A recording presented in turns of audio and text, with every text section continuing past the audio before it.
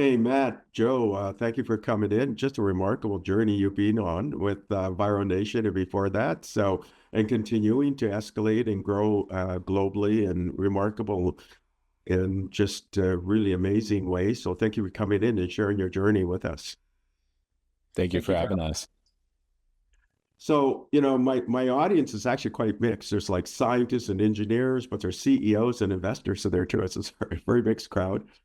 And in fact, in number one, actually, sort of consumer my content is typically investors and CEOs, so like number one and two or something like that. So I guess the question, first of all, to both of you, but I'll start with you, Matt, because you appeared at the top of my screen, and then I think the first question is, can you give me maybe two inflection points in your life that made this wonderful career that you have today, or three? I mean, it's up to you, and it could be something when you were like 3 or 5 years old. It could have been when you were older, inside, outside school, in the family, outside the family, things that really shaped you to where you are today.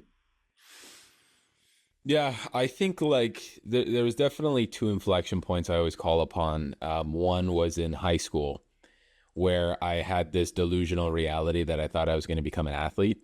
And I wouldn't even have made, college. Like I was not looking back, I definitely wasn't good enough. And I tore my knee. I tore it to shreds. I had a number of operations on it. It was a terrible injury. And it was at that point where I realized that I was never going to become an athlete and I was never going to become a doctor, because I also equally didn't like that much studying. And that was a point where I switched my path in high school to really think about more of a business path. And I went down and I did an exchange for a couple of months where I did this business program. And that's really what opened my mind to thinking about going down the lane of business versus going down the medical field when I was 17. All the while I was always the entrepreneur kid. Like I would sell things at the end of my driveway or on my street or in my backpack. Um, that was one. And then two, I think, was a few years later, and this is kind of how Joe and I ended up getting together again, was we were in university and I was never like I wasn't exactly a scholar in university and I didn't do very well in my first year because I had my own business at the time. So I spent more time on my business than I did my studies. And I was required to withdraw out of Ryerson University, now TMU. And I took a year off because I couldn't go back to school because they kicked me out. And I was in a year of self-reflection. I tried a bunch of things. I got some finance certifications, a trading certification. I worked really hard and I was running my own business at the time. And then my first class back from this program was actually an entrepreneurship class. And that's literally Joe and I ended up sitting together next to each other in that class after we went to high school together, and we knew each other in high school, knew of each other. We weren't really friends, but then literally my first class back after, that RTW, I'm sitting next to Joe and we're like, "Hey, we went to high school together." And then I had a full backpack of cell phone cases at the time, which was my little side business. And I pulled one of those moments where I go to him and I say, you don't have a case on your cell phone. And then I pull one out of my bag. And then he starts giving me ideas how we can expand the business. And then that's kind of how we ended up becoming partners 15 years ago now. So that's kind of remarkable, right? You had this kind of athletic vision, maybe this medical vision and other areas, and then you realize, hey, maybe that's not the thing I should be doing because I'm doing entrepreneurship stuff and business. Yeah. Then fortuitous, you actually left not because you wanted to school, and then coming back, your whole mindset was different. You were ready for this Yeah. journey. And then, of course, you met your business soulmate, right? And Yeah. before you really kind of joined into really consuming the marketplace in unmanageable ways. So that's Yeah. a great journey. Okay, Joe, what are those magic moments that made you who you are today? Oh, Joe, you're on mute. For me, it was, I came from a place, Stephen, my grandparents were, my dad was first of our family to grow up in Canada. So they came from Italy when he was a little young man. And growing up, both of my parents were very ambitious, kind of being the first two in their family to ever kind of get an education and stuff like that. I actually grew up on a dairy farm. Um, Working the farm with my grandpa, worked at Chrysler to supplement the income and all that stuff. So for me, I've always had, because of my kind of immigrant background and people working really hard around me, like a natural built-in ambition, I would say.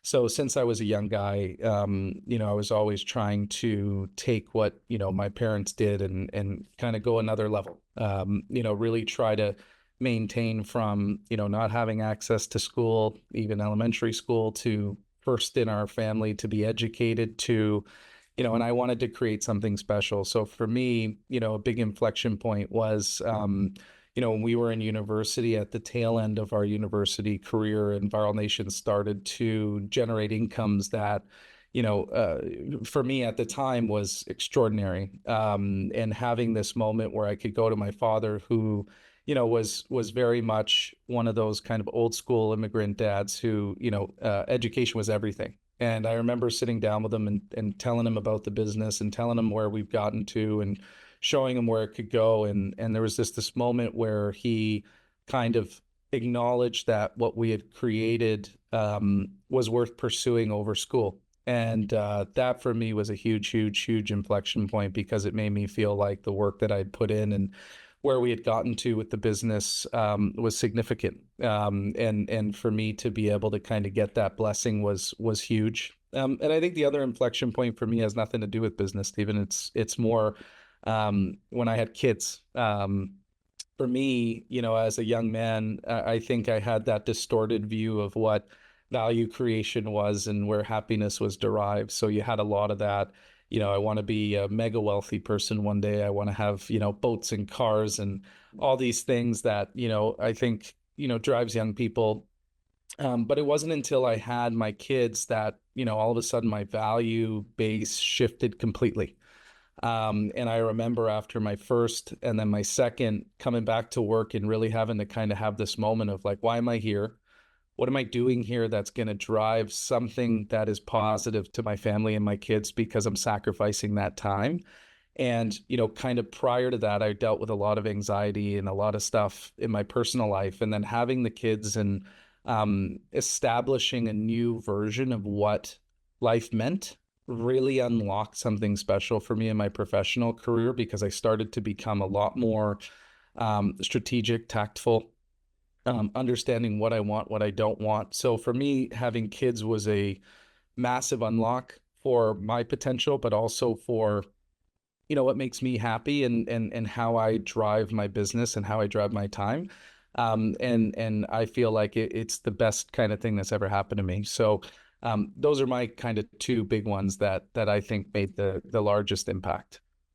It's interesting, Joe. I mean, reflecting that your kind of family heritage gave you one of this passion of commitment of hard work and, perseverance and resilience. And then you realize as you start this business and it's growing in really amazing ways, you get that validation from your family as well, right? Traditionally immigrant families is like education, but they realize, hey, this is another path that's really working out for you. And so you see sort of all of that ecosystem, and then you find that you have kids and you go, oh, there's another whole world out there, and I'm going to have to shift my perspective about family, what that means, and maybe sustainability as well, because you're actually fostering another generation. So I could see this story arc for you. So it's quite remarkable. And then of course you met Matt, and you were able to kind of co-create this amazing platform, Viral Nation. So let's get into Viral Nation. I mean, what were the roots prior to Viral Nation, which led to Viral Nation? Can you describe that story arc? So I'll go back to you, Matt, and then Joe, you can fill in any gaps. Yeah, so I'll kick it off at kind of the end of my original story, because this is kind of how we end up in Viral Nation time. So Joe and I were both students at Ryerson, now TMU, and we had a bunch of different businesses at the time, and we always were, instead of, really focusing on certain parts of class that, in entrepreneurship where it was theory, we started using our studies to actually think of practice. So we'd come up with business plans around different ideas that we think would be really cool concepts of a business. And one of them, everything from trying to revolutionize the nightclub business to the pet business, which we actually had created a line of products that ended up in a national pet chain. It sounds way more glamorous when I say it than it actually was. We lost money on that project. Yeah. And nobody gave us the heads up as to, when you have a battery powered product, that when they're on display, the batteries run out. So we learned that the hard way. But it was actually our business before Viral Nation that was semi-successful, where we were in the liquidation business, and we would be buying and selling excess inventory, damaged packaging from local and international retailers and wholesalers. And we were young, we were probably 22, 23, and we just realized that wasn't something we wanted to do long term. And it was actually a very serendipitous moment where one day Joe always complained that I was late because we always used a carpool, and we'd meet at this place, his grandmother's farm, and that would be our carpool spot. And one day I was late and he was in the car waiting for me. And I get in the car and he's scrolling on his phone, and he's showing me this app Vine, and he was going through it, and he was just showing me, it's like, hey, this app's, I've been on it for a while and it's really cool. And these videos, like, they're just normal people that are making videos with millions and millions of views, and it's hilarious content, and it's completely free, and it's incredibly entertaining. So it was actually that moment where we started talking to each other, because we had said to each other, what's next after our current liquidation business? And we started talking about this concept, and we kept asking ourselves for months, how do these people make money off this? Because they're getting millions of views, and there's no sponsorships. There's nothing there other than they're literally filming stuff in their basement, their backyard, or on the street. And it was that concept that we kept holding on to around, this is going to be a medium in which advertisers eventually are going to come. And we started holding on to that concept. And then the first call we ever made to try to get this concept off the ground, because that's kind of how our minds worked, where actually Joe was a high-level hockey player. He was a much better hockey player than I was a basketball player. So he had an agent, because he played in the OHL, or the pre-OHL. And we ended up calling that agent to ask, hey, can we take this concept for NHL players and see if we can help an NHL player turn their social, which didn't exist at the time, into something that he can eventually make money off of. So quickly we realized that the NHL players had guaranteed contracts, like salaried contracts, so they weren't as amenable to wanting to do these types of things, and they didn't really see the value of social media. And then that's where one night, I'll literally never forget it, we messaged about 100 local Viners and social media influencers within Ontario, and we ended up getting a meeting with this one gentleman, and we ended up signing him to a 5-year exclusive agreement on the spot after we met him for sushi and Starbucks in Waterloo.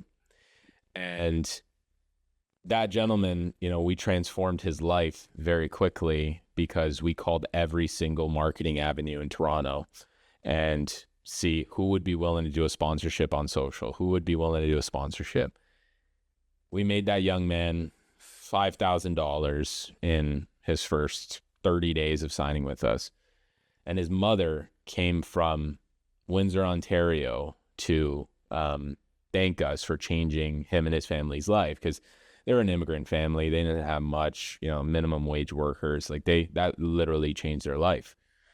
And, Joe can fill in the rest of the journey, but that young man is still with us today, and he's one of our head agents. So it's crazy how the times come, but I'll let Joe fill in after that. So that's kind of interesting. That pet business, liquidation business, and then you realize, and it's Joe, you're the one who's scrolling on this app, right? You realize, this is really interesting, and there's really engaging videos here. And then the both of you are thinking, there's got to be a way we can monetize this in some way, right? Okay, Yeah. that's a great story. Okay, so Joe, continue.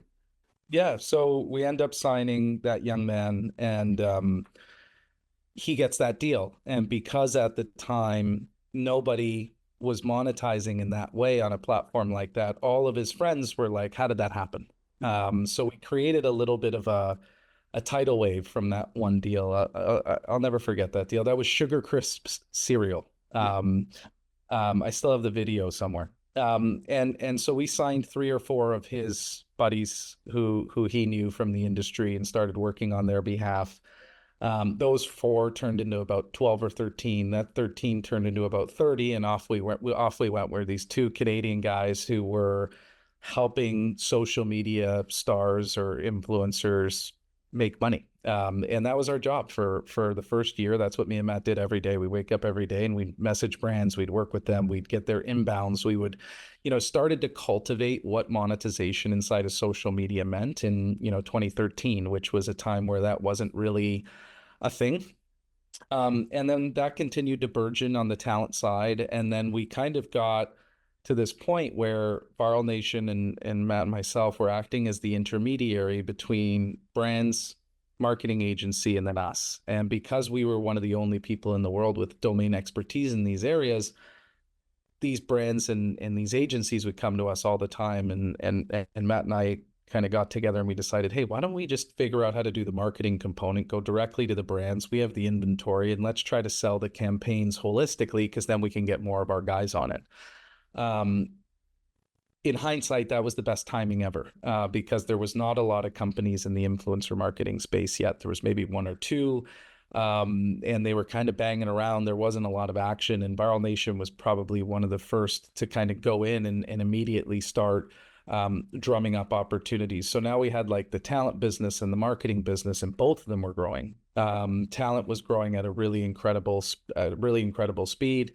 Viral Nation marketing was taking off like a rocket. And because at that time, Stephen, we didn't have, Microsoft, big marketing agencies didn't have the capability. So it allowed big companies to work with tiny companies like a Viral Nation from Canada, because it was this cool little new discipline.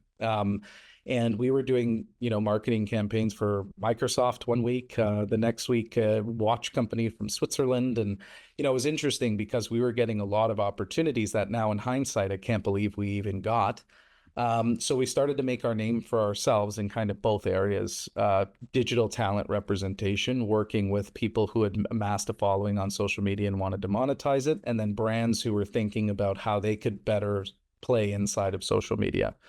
From there, we elevated the marketing business to start including all of the other pieces of the social media world. So everything from, affiliate programming to content creation to managing socials of large organizations. Really just Viral Nation said, we're going to own social, and we're not going to stop until we are kind of the world experts across the entire thing. And both of those businesses continued to just scale and scale and scale. And it was truly uncanny. Then we got to this point where it scaled so big that, and big in relativity, probably around that time we were doing around, 2017, 2018, we were doing, I don't know, Matt, correct me, probably around 17 to 20 million in revenue or so, which to us was like, we felt like Bill Gates every day, getting out of bed. But one of the challenges when we got to that scale was brands, in order to spend certain amounts of money, wanted to have certain level of visibility into what was happening, as you can imagine. And that's where we got into technology. So Matt built our first technology himself, with a team that we outsourced, and, we bootstrapped it because we didn't know. I think it's important for the audience and for you to know that we had no experience in raising money. I didn't know what raising money was until we got our first 3 LOIs. I honestly, and I go on a lie detector test for this, I had no idea at that time that there were businesses that lost money.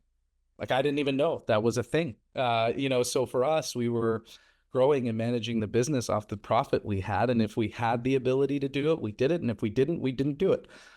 So for us, what that created was we became a bit of a unicorn, without even knowing it, because we didn't operate like anyone else. We didn't take on investment like everyone else, and we were really meaningfully profitable at that time. So we built the technology. Technology started working really well. Company continued to scale, and now we're kind of going into the COVID timing. And we had at one point 13 LOIs to buy our business from companies all around the world. And it was flattering, but equally as distracting and an odd thing to go through when you have no experience. And, both Matt and I's family have never been through something like that. We didn't have a lot of mentors. So for us, it was like, what is going on? And ultimately we decided we don't want to do it.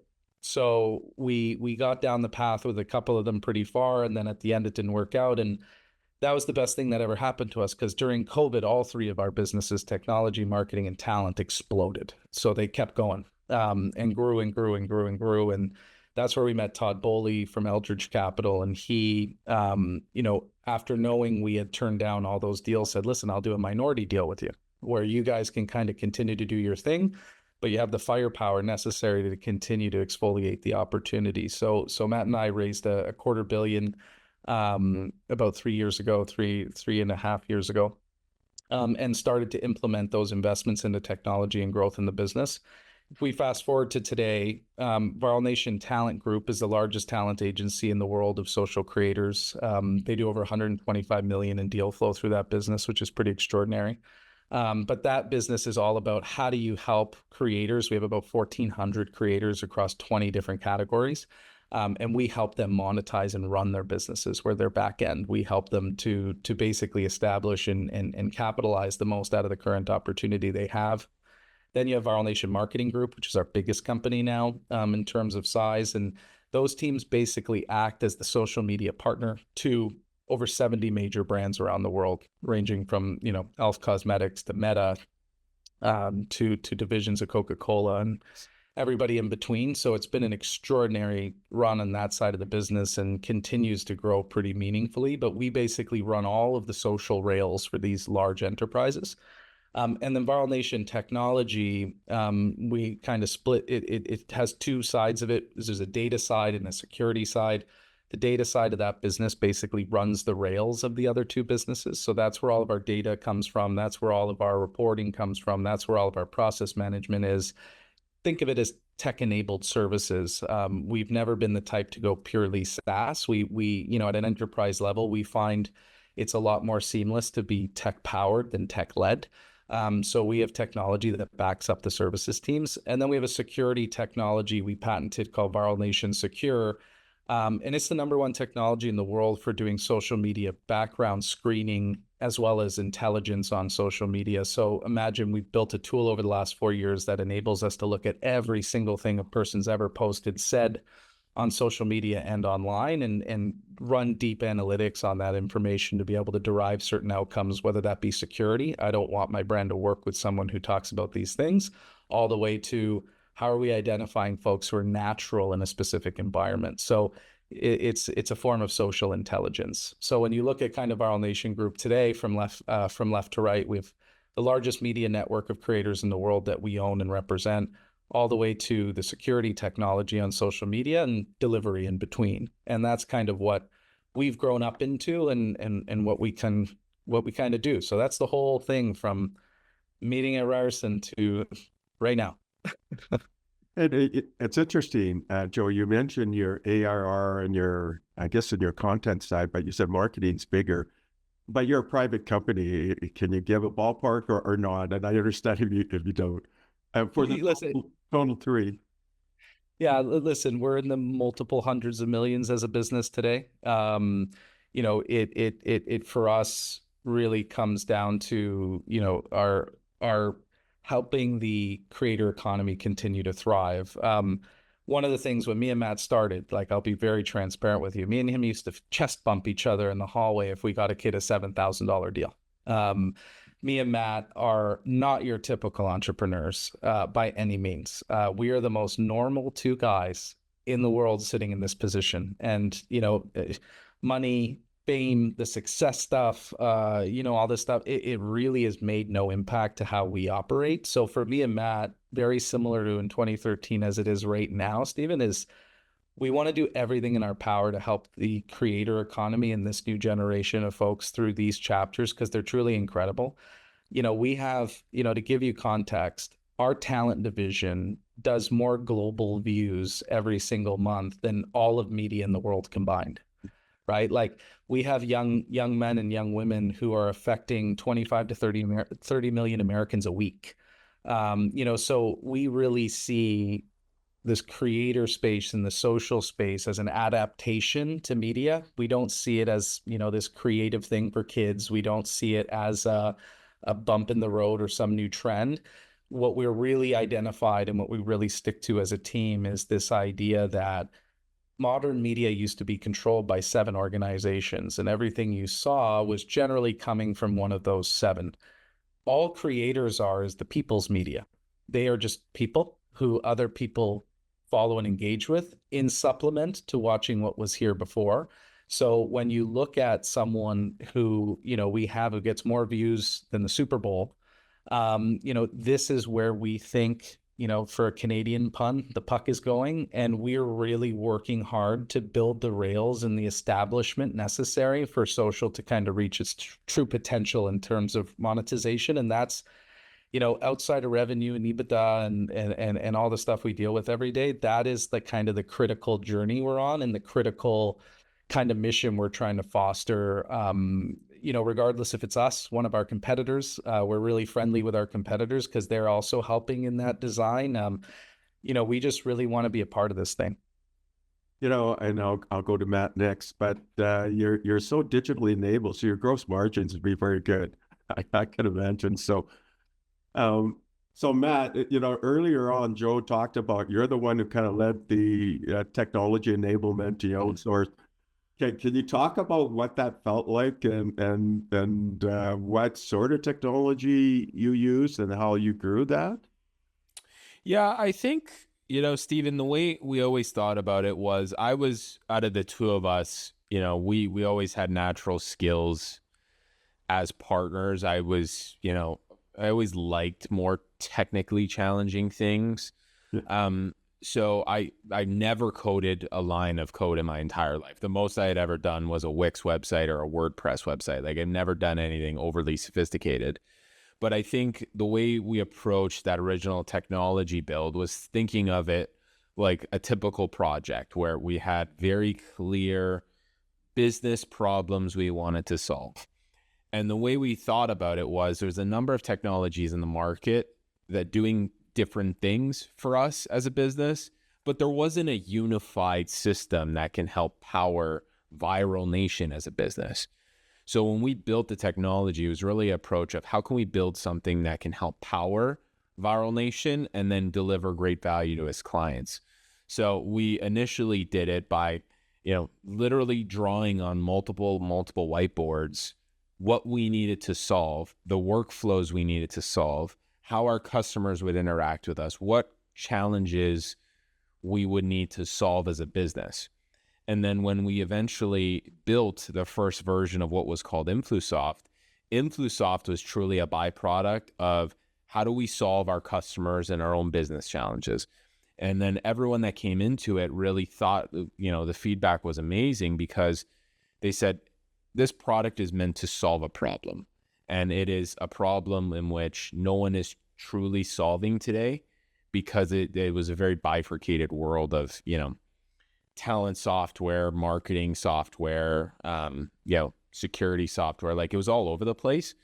And the feedback was just great. But, it wasn't without its challenges in terms of being able to learn and speak more intelligently as a technical person. So it's developers can't throw things at you that, you can really kind of check them at the door a little bit. But that's, even to this day, unless you come from that background, it's very difficult. So I found that transition a little bit, difficult in the beginning, but, eventually you start teaching yourself some things where you can really, be a, mini engineer or a mini product person to be able to help the business succeed. Just to build on that, which is interesting, is we got into technology during the big tech investment run, right? So, there was companies being funded if you had half a cooked idea on a technology that might have an outcome. Um, the difference, I think, for us, like that I really glean on a lot and I think about a lot, is two things. One is we didn't have any investments. So the byproduct of building tech was like building yourself a house, right? So it's like you're not going to put that really expensive flooring in because you can't afford it. You're not going to hire this big engineering team because you can't afford it. So, you go about building the technology in a very entrepreneurial way, which I think was lost during that period where folks were kind of just throwing money to create opportunity. And then, the other part was when that tech run was happening, you had a lot of really smart people trying to build technologies for industries or specific problems they weren't in every day. Whereas I think at the time we were saying, okay, well, we have a problem right here. What can we make to fix that problem? Make it. And then the feedback's great because it just solves that damn problem and there's no nuances to it. So, I credit a lot of our success on the technology side, especially in the early days, to just bootstrapping it and doing what you need it to do, as opposed to looking at it as, a driver of an opportunity that you can't see, if that makes sense. Yeah. I mean, you're using tech to solve real business problems in real time, and you're doing this confluence of these different areas of marketing to talent management to security, and you're unifying into one model, which then makes it seamless, and it's addressing a problem. It's going to optimize what you're doing. It's going to drive higher gains and profits for you as well. I mean, and it's going to accelerate each one of the areas you're in. So I could see all of these pieces coming together, and it's brilliant, right? Because you're the first one to tackle it in a unified way. Now you see this kind of weird thing called artificial intelligence. So going back a few years, nobody's using it. Okay, so Matt, how much do you use AI and what you're doing? Yeah, I think like we were using AI in the non-chat GBT form for probably almost 6 years now. So when we originally started using it, we were primarily using vision models. And vision models have been around a lot longer than some of the traditional generative AI models. But really the principal function back then, when we initially built the first version of Secure, was how can we watch and look at influencer content in every single form, which was, we want to look at every frame. We want to look at everything that's happening, what they're saying, what they're doing, and be able to derive different insights based off the actual content that they're posting. Now, not just because even to this day, the majority of anyone that does this is very focused on the captions and text, because that's much easier to derive insights from. We went and started at the hardest point, which is how can we create context based off of what people are doing in content. So that's how we originally started. And as things have got more advanced over the last 5-6 years, it went from, hey, we can detect suggestive content or violence, literally as generic as that, to actually being able to depict everything that's happening in a piece of content and create real insights that are predictive in nature around what is this person about and what sort of concerns, or even on the other side of the equation, what brands would they align to based off this type of content. So we've really transformed the model from being a single indicator of something to a comprehensive evaluation of content at its deepest form, to be able to, one, do the security aspect, but two, also be able to be really predictive in identifying different companies or different genres of work that the person would fit with. And that's been the traditional AI, but I think like the applications of AI inside the business in different areas in which we've been able to really capture to make ourselves more efficient, deliver better value for customers. I'll let Joe talk on that, but I always go back to this and I always say this, it's like we were using AI before ChatGPT was a thing. So I always go back to that. You know, And being It's No, I was really, just gonna say, being the non-technical one, I refer to those days as the hard days of AI, and like these newer days are just a lot so much easier because when you were building AI before the traditional way, the GPU costs we went through, Stephen, were erroneous. The processing power we needed to be able to do the things we were trying to do was erroneous. Like everything was just hard.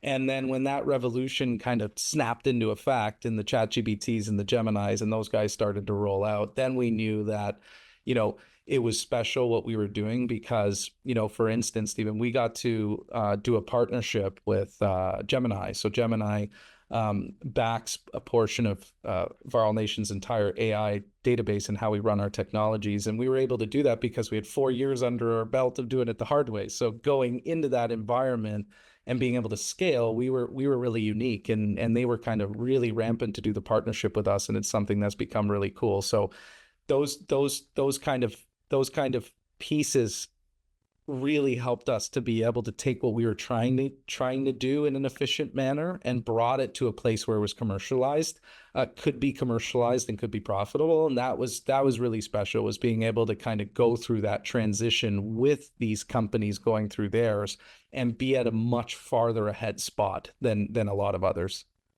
yeah, I mean, it's a really interesting journey. I mean, you started with convolutional neural networks, right? Because you're doing sort of the vision, kind of maybe language understanding. In fact, I'm doing an interview in an hour with Jan LeCun, who's the chief scientist for Meta. So just right after our conversation here, I'm doing, yeah. And so there's kind of this tie-in, right? And then you got this partnership with Gemini, as you mentioned, because you had this long history of doing it the hard way. That once you get these large language models out there, and there's even this now new vision language action model for robots. I mean, you get these things coming out, you're all ready for it because you've done all of the hard work, all of the basic data cleaning and understanding and consumption using, other sort of older techniques, and that you're easily able to embrace. And it's interesting. I recently had a conversation with John Hennessy as well. I did another interview with him. He was the chair of Alphabet, but I know Jeff Dean, and that's all of the Google kind of Alphabet ecosystem with Gemini. So that's kind of amazing what you've all accomplished. I'm so early, really pioneering globally. So kudos to you. Thank I'm you. impressed. Thank And you. to your earlier point about the data cleanliness, for folks who haven't been in the AI world, properly been in the AI world, data cleanliness is everything. And we were very lucky that we had someone really teach us the importance of that early. So now what's happening is kind of, we have three outlooks on AI. We have Viral Nation Secure, which is what we just finished talking about. And that's an AI technology. So that's what it does. And therefore AI is extremely important. But because we also hold one of the largest databases of social media data in the world, and it's clean and it's been set up for that way, now we're able to look at it for our second piece, which is what tools can we derive off of this data for our existing teams or to add on our technology? And you almost can pop them out like Skittles at some point, right? Because it's like once the data is sitting in that way, you're able to say, hey, we're going to take X, Y, Z, and R, and we're going to put them together to give you a Z, right? And we're now working on different ways to utilize our data sets to be able to output new opportunities for our teams, really in line with the business. And then the third is I'll tell you right now, Stephen, like I think that AI has made me a 50% better CEO over the last year and a half. And the reason for that is because obviously I was predisposed to AI and I had a much deeper understanding than most CEOs did who aren't in my space or in the AI space. But immediately I became a steward, right? Learning, educating, you name it. And I've become so proficient in the use of generative AI tools that I'm now able to output 30 to 40% more as the CEO for this business. I'm able to get so much more insight and so much more focus into key areas that help me drive outputs. It's allowed me to help unlock certain members of my team in areas where they sometimes struggle. So even if you get rid of all the cute builder stuff and all the, advanced stuff and all that. Our third pillar is just, how do we use this revolution and this incredible tooling system and beat everybody to it? Because at some point it's going to be work effort against mobilizing those opportunities. And that could be as simple as, we ran an exercise a few weeks back around this reporting layer in our business. So this one group of staff inside of our nation has these reporting sequences they run through on a weekly basis. And my CPO was able to tell me, hey, I think if you give me 2 weeks, we can probably mobilize that into a sheet and get rid of 40% of that time. But we're not even building anything. It's just utilizing general tactics. So when you think about all three of those realms coming together, really, really strong data cleanliness and big data sets, existing understanding of the ecosystem and building within it, and then being a real practitioner of what this change means across the organization, I think in the next 2 to 3 years, we're going to find 60, 70% efficiencies in almost all businesses, literally. And it's just going to keep going. Yeah, I mean, you're generating so much IP in this area, but also you're actually transforming your entire industry, and because you're actively using it. So all of the business use cases coming out of what you're doing, that's like an entire Harvard Business School case study programs that can be run based on everything you're doing, because you're actually using it and you're pioneering globally. I can see why you can scale it basically in an unlimited way. Not to mention the insights you can gather from individuals because you're doing all of this analysis as well. So Matt, where's this going to go? Are you going to now, Gemini 2 came out, you're probably looking and they're giving you early access before it gets released, right? So this thing is heading towards, this kind of this idea of AGI and the capabilities where it's kind of having the power of the best of us. And then there's even this talk of superintelligence is better than the best of us. How are you going to encapsulate some of where it's going to power your marketing, your content creators, your security, and all the underlying sort of unification that you're doing? Yeah, I think, Stephen, for us, I think our approach has always been that the entity or the company that has the best access to data specific for the industry that they're in is going to win. And that's why we feel like we have a great competitive advantage, because the data in which we're using in order to power these models and to get this insight and to do this level of analysis is really second to none because of our relationships with the platforms and the creators. So we know that data is eventually going to win this game because the models out there are highly commoditized, right? Gemini 2.0, what OpenAI does, what Microsoft does, what all these organizations are doing. These models are are becoming commoditized, and they're throwing billions and billions, eventually trillions into training these things. But it's what ultimately feeds the models is going to be the winning factor, where we feel very confident in our ability to feed it with the right information. And as an organization, one of our big endeavors is to pool our organizational data together to be able to create the best insight for the models to call upon. So we're very well set up to really be like the de facto leaders in the creator economy, both technically and through humans as well, because AI goes so far, but where we always stand true is we have some of the best and most experienced humans in the space that have done incredible work since the industry started. So we always go with best in class humans with best in class technology is really going to be our superpower going forward. How about How about AI influencers? Are you looking at that at all? You know what?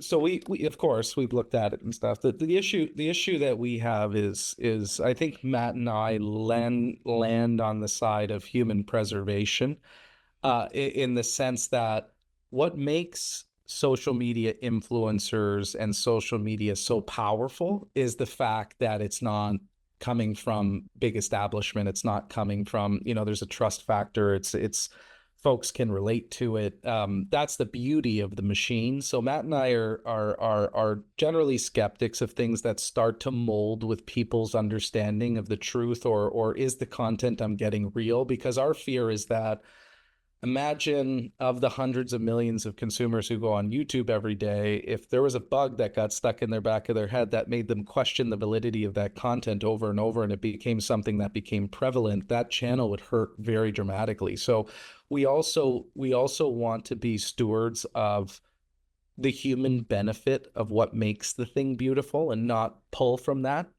Because eventually, I think, whether you went to Harvard or you didn't go at all, someone who says to you, are you going to engage more with someone who is real versus someone who is fake? I'd hope the answer is real, because that's the reason we're here.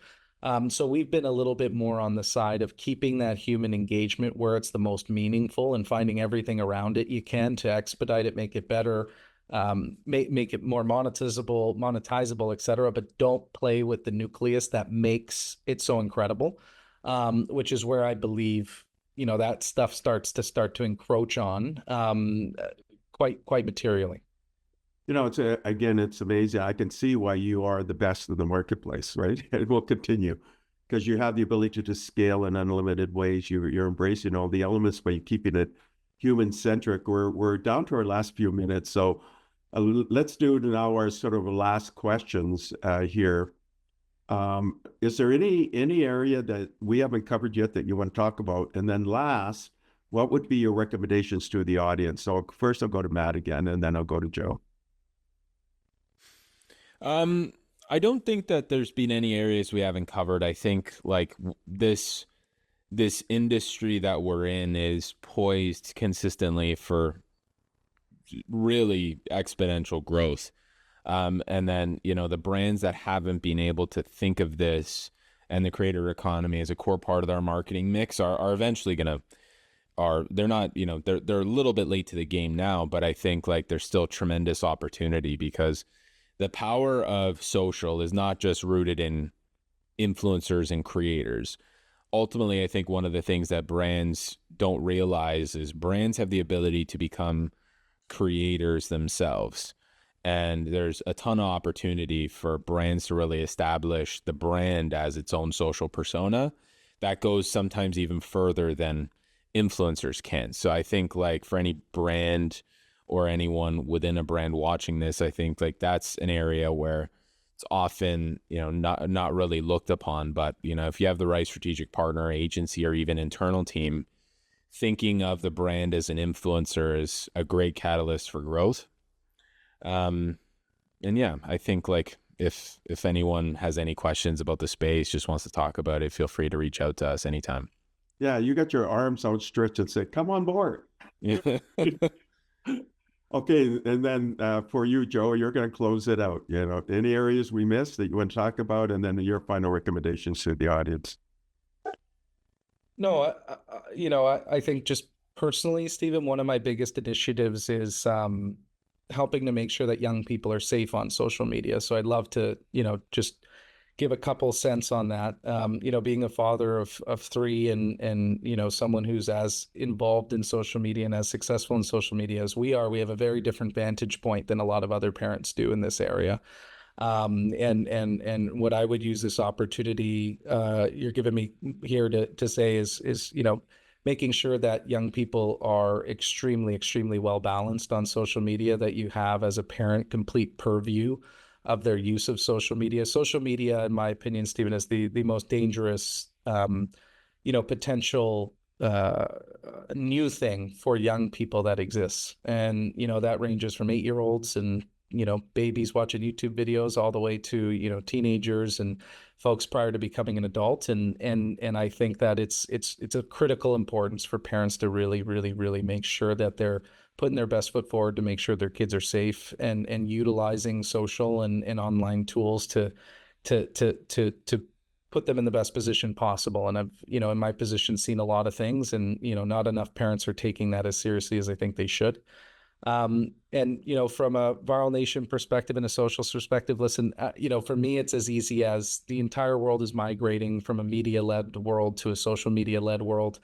You can see that yourself when you're at the doctor next. Look at the guy beside you scrolling on his phone, or, look at when you're out, this is not a kid thing anymore. This is just where people have moved. And, this next era of business technology tools is going to have a very, very material impact by social and AI, and making sure you can get ahead of that and stay ahead of that is going to be how companies win, I think, over this next, 5 to 10 years.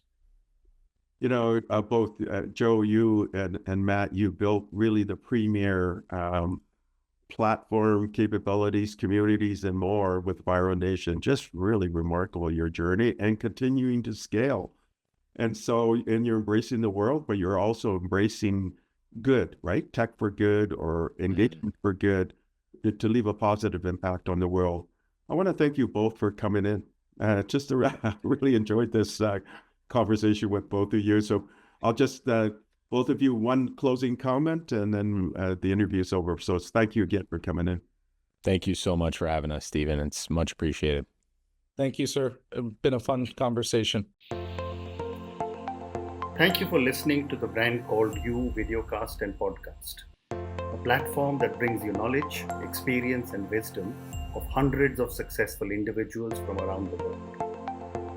Do visit our website www.tbcy.in to watch and listen to the stories of many more individuals. You can also follow us on YouTube, Facebook, Instagram, and Twitter. Just search for the Brand Called You.